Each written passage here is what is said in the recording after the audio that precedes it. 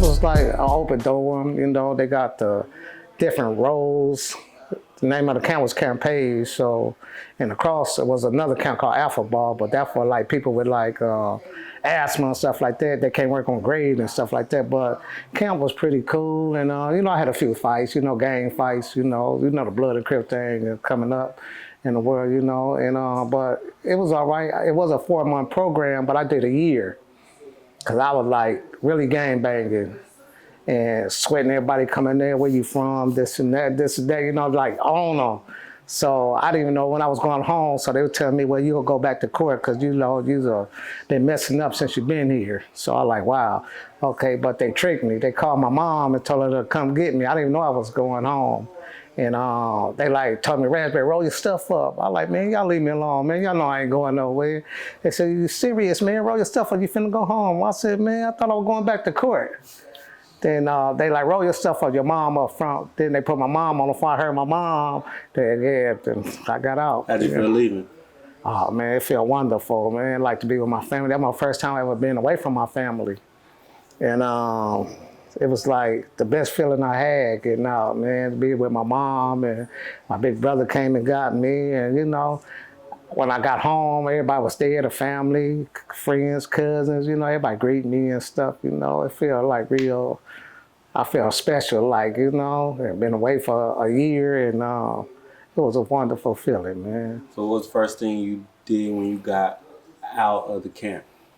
What was the first, like, what was life like in between your next stint to where you went to YA?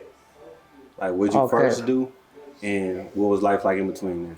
First thing when I got on camp, it was like, I kicked it at the house for a minute, then I started, you know, going back to the hood, you know what I mean? And hanging with the homies, and, you know, everybody was praising me, yeah, the homie just got out, whoa, you feel me? So that really had my chest out, like, yeah, you know, and just hanging with the homies, and I never was a drinker, but I started drinking with them and stuff, and like hanging out. Mess with the guns and shit, and I didn't stay out that long though, cause I got back to that gang activity, cause I was young. See what I'm saying? So shit, I'm with it, whatever.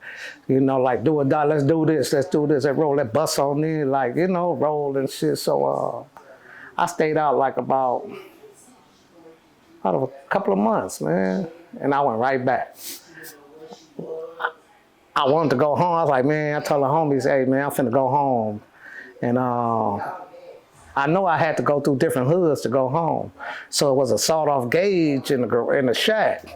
So I put the gauge in my waistband and put my jacket on, bam. So I started walking down Broadway. I walked down Broadway to Slauson.